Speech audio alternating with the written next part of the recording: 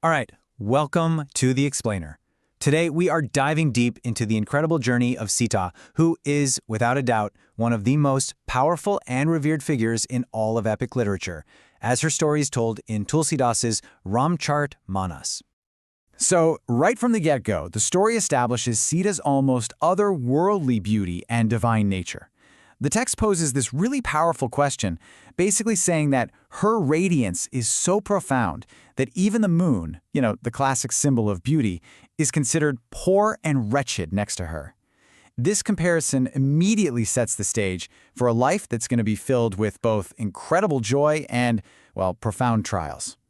First up, we have the divine union. Sita, the beloved daughter of King Janaka, is wed to Rama, the valiant prince of Ayodhya. And this is no ordinary wedding, let me tell you. It's a massive celestial celebration that unites two powerful kingdoms and two souls absolutely destined for greatness. You can just imagine the scene. The source paints this picture of immense joy and opulence. King Janaka spares no expense. He's sending these lavish gifts of gold, gems, and elephants, while holy men sanctify the whole thing with ancient chants.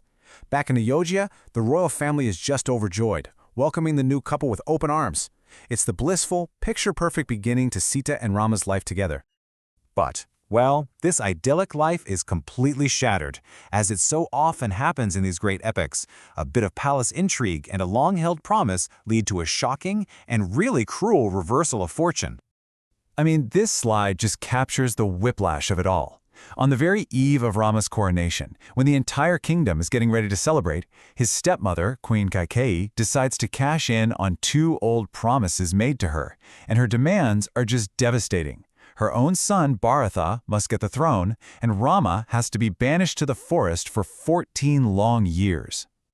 Now Rama, ever the dutiful son, accepts his fate. He actually urges Sita to stay safe in the palace, but she flat out refuses to be separated from him. And this is a really key moment for her character. For Sita, her duty is to him, and she sees sharing his fate not as a hardship, but as her sacred obligation. She basically says that, with him, even the harsh wilderness will feel more glorious than 100 cities. And this is the tragic moment that kicks off the whole epic. It's a moment of illusion and deception that leads to disaster. Sita is captivated by this magical golden deer and sends Rama to capture it. But surprise, the deer's actually a demon in disguise. It lures Rama far away and then cries out in his voice. The trick works. Rama's brother Lakshmana rushes off to help, leaving Sita vulnerable. And it's in this exact moment that the demon king, Ravana, appears and carries her away, setting in motion a cosmic war. So now Sita is imprisoned in Ravana's scary kingdom of Lanka, held captive in the Ashoka garden. She's surrounded by enemies and threats, and she has to endure these unimaginable hardships. Her spirit is tested to its absolute limit. But here, in the depths of her captivity, Sita's incredible strength just shines. The text details her profound grief and this feeling of being completely abandoned, yet her faith never breaks. Even in total despair, she does these small, desperate acts of hope, like dropping a piece of her clothing for potential rescuers to find. And she constantly rejects Ravana's advances. Her unwavering devotion to Rama becomes her only shield. Really think about her situation for a second. She's separated from her husband by a vast, impassable ocean, a prisoner of an immensely powerful and relentless king.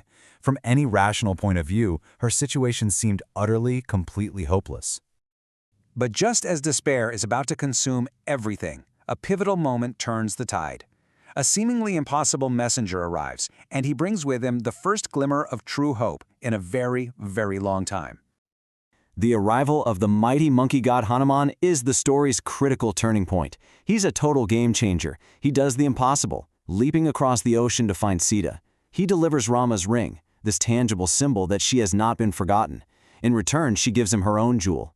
But Hanuman doesn't just leave. Oh no! He announces his presence with force, confronting Ravana and setting his city on fire, proving that the Demon King's fortress is not as impenetrable as he thinks. So, after a long and terrible war, Ravana is finally defeated and Sita is liberated. But her suffering, it's not over. Before she can be fully reunited with Rama, one final, public ordeal is demanded to prove her purity after all that time in captivity. So she's facing this blazing pyre, And she doesn't plead or beg. Instead, she makes this incredibly powerful declaration of her unwavering devotion. She calls upon the fire god itself, a being who knows the working of all minds, to be her witness and her judge. And in this moment of supreme divine justice, the fire affirms her purity. The flames, which should have just consumed her, become as soothing as cool sandal paste. In this ultimate trial, the Agni Pariksha, Sita vindicates herself completely, her virtue proven for all gods and mortals to see.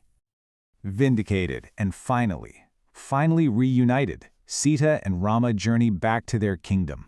Their grueling 14-year exile is at last at an end, and a whole new era is about to begin. Their return is so much more than a personal victory.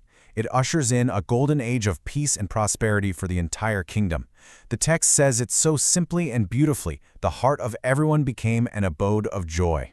The main story of the Ramayana ends with the rightful rulers back on the throne, and balance restored to the world. So, what's the ultimate takeaway here? Well, the Ramayana presents Sita's journey as the ultimate test of fortitude, piety, and devotion. Through voices like the sage Ansuya, the text establishes her as an ideal of womanhood where the main virtue is this unwavering dedication to her husband. It's a portrayal that has been both revered and, frankly, debated for centuries. From a cherished princess whose beauty outshone the moon, to a loyal exile, a resilient captive, and a vindicated queen, Sita's journey is just a powerful and enduring epic. It really challenges us to think about the nature of duty, resilience, and the incredible strength of the human spirit against all odds. Thank you for joining this explainer.